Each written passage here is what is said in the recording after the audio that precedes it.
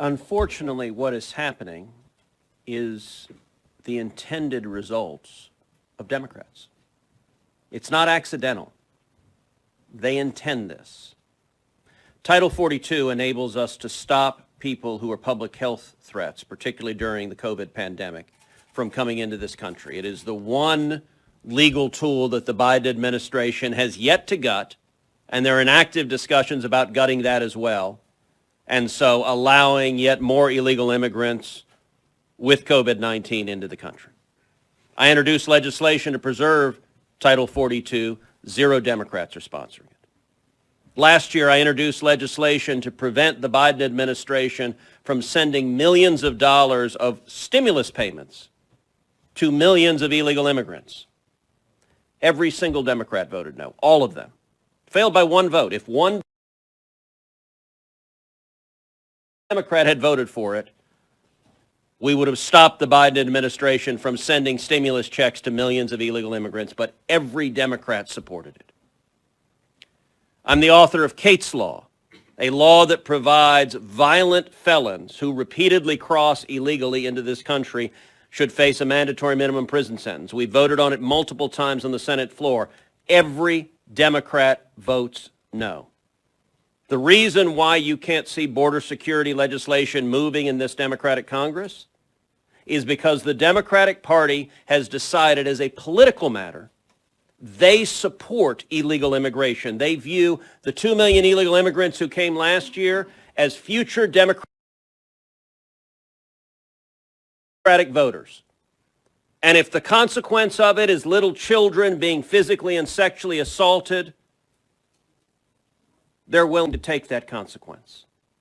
It is brazenly cynical. And I'll tell you, South Texas, I'll make a political prediction for you. South Texas right now is a Democratic region of the state. Historically, it's been Democrat for 100 years. My prediction is in November, you're going to see South Texas turn red.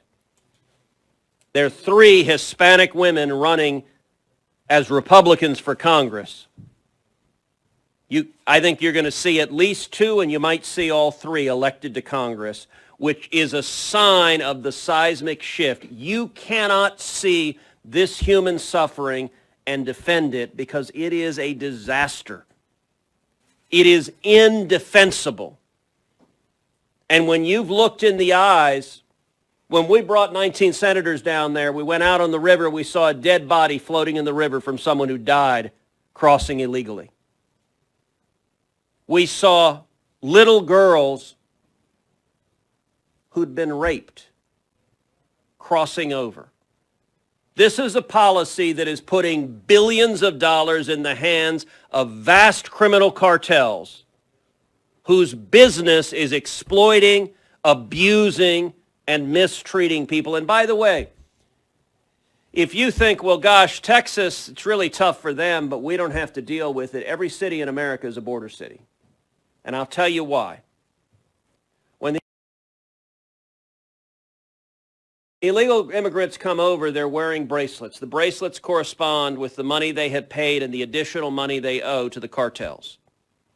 Costs between $3,000 and $8,000 to cross illegally. You cannot cross without going through the cartels. If you try to cross on your own, the cartels will kill you. Often when they cross, the cartels will put them in a stash house and extort thousands more money. And you have teenage boys the cartels will go and locate in cities all over the country. Actually, the Biden administration sends them to the cities all over the country. And then those teenage boys owe thousands of dollars to the cartels, and they work for the cartels in your city, in Washington, D.C., in New York, in Boston, in Des Moines, in Miami, in Sacramento, in every city in the country. There are teenage boys working for the cartels to pay off their debt, and if they don't pay it, they'll kill their family. And I'll tell you, the teenage boys are lucky because many of the teenage girls get put into sex slavery where they're forced to sell their bodies to pay off the cartels. If you're a 15-year-old Honduran girl who dreamed of freedom in America, and you wake up to the nightmare of being trapped in sexual slavery or else your family will be murdered. Those are the human consequences of what's happening now. And when you look people in the eyes who've endured it, this issue becomes very personal to you. It's not abstract numbers on a chart. It's real people whose lives are being destroyed by the cynical political decisions of this administration.